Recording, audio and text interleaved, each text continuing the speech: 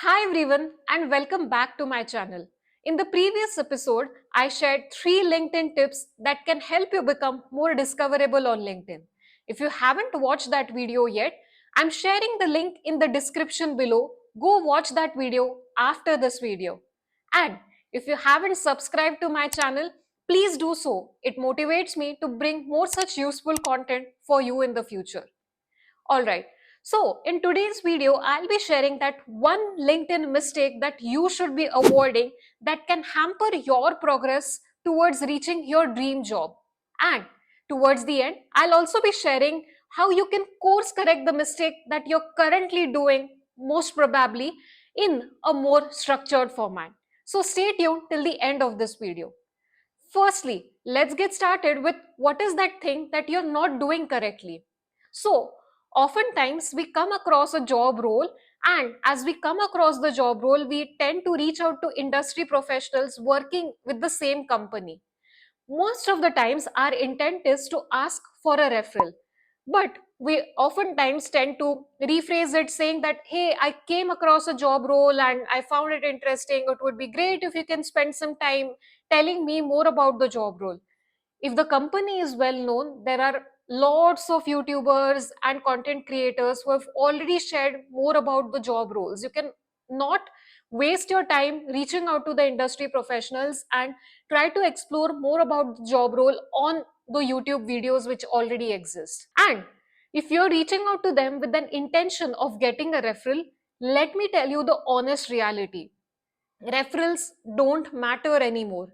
The reason referrals don't matter anymore is your recruiters have already cracked the code, which means they know that LinkedIn network is so wide that it's easy to reach out to anyone and everyone on the internet to get a referral, which makes it less credible for what the meaning or the intent or purpose of referrals was, which means a candidate refers another candidate with whom they have worked previously and have had an experience working in a previous job role, or they were colleagues or acquaintances who worked on similar projects in the past.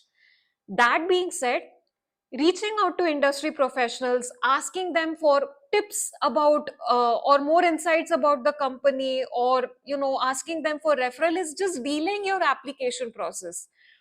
That one bonus tip that I was referring at the start, what you should be actually focusing on is you should be reaching out to the recruiters directly. Tell them which job role you're interested in. If that job role has a job ID, just link that job ID in your message. The next thing that you need to emphasize upon is what makes you a good fit for the role. Example, if you're applying for a technical program manager role at Google and you find a recruiter who's associated with hiring for that given role, then you would be reaching out to them saying that, hey, this is the job link that I am interested in, and then sharing a brief about yourself. You will be sharing about your experience as a technical program manager in the past. And if you are a sophomore, you will be talking more about the freelancing projects or the hobby projects or your college projects that you worked on in similar areas, which makes you a good fit for the target company. Remember, recruiters and companies are looking for the ideal candidate for their job roles and not for candidates who could be referred on the internet. So, stop wasting your time seeking for referrals or asking for tips and focus on what the company is looking for. What are the interview tips and suggestions that other content creators have shared in the past, and reach out to the recruiters who might skim through your profile and then reach out to you for the next steps.